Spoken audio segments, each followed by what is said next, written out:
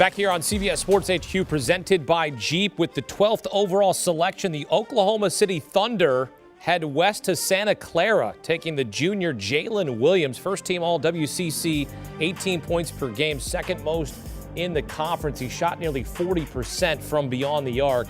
And this is a kid that a lot of people didn't know a whole lot about because he played on the West Coast, didn't watch him a whole lot. He's a big kid who can knock down shots, a big Lakers fan. Grew up as a Laker fan, grew up a Kobe Bryant fan. He's actually got a Kobe Bryant tattoo on his right leg, and now he's headed to play for the Oklahoma City Thunder.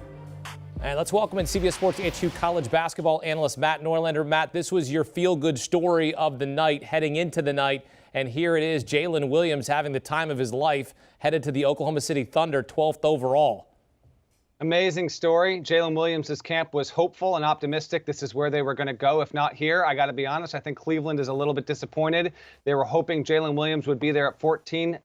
Nope. So long as Oklahoma City keeps the pick, they're actually going to have some West Coast flavor.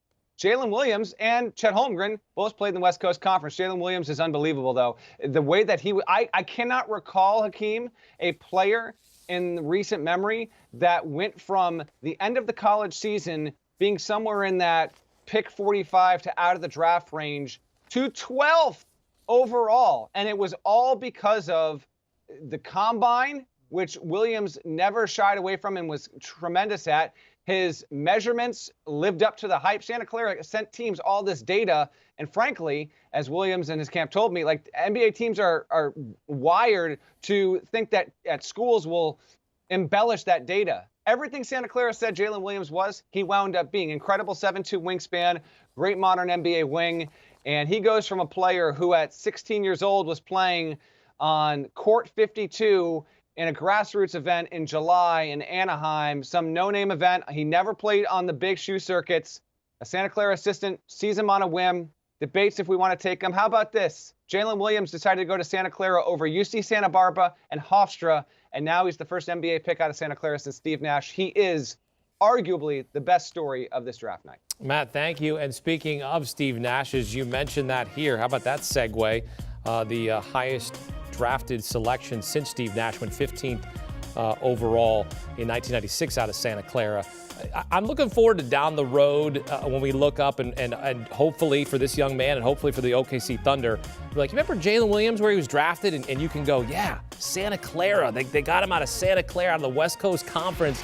And now this kid could be something special. Could he be something special, Adam, based on what you've seen, based on your scouting? I think he's slotted to be a special kind of role player, to be honest, because I think he's got a big body on the wing. I think he's got a tremendous wingspan. I mean, you talk about the NBA Combine. All he had to do was get measured there, and his stock was going to go way, way up.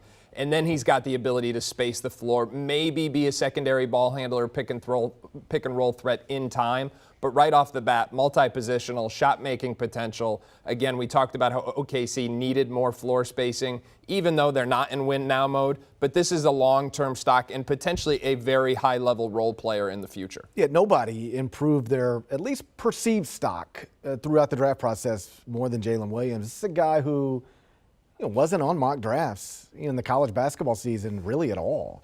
And now he was just selected 12th overall. Oklahoma City has now taken 2 West Coast Conference players in the lottery, which makes me think Drew Timme should have stayed in the draft. He'd have got picked somewhere. Yeah. If Oklahoma City would have. Yeah, Andrew Nimhard might have a future home in Oklahoma City. But jokes aside, he's 6'6", 7'2" wingspan who can dribble, pass, and shoot. I don't know that he's great at any one thing, and that's obviously often important for role players in the NBA, but he's good at a lot of stuff.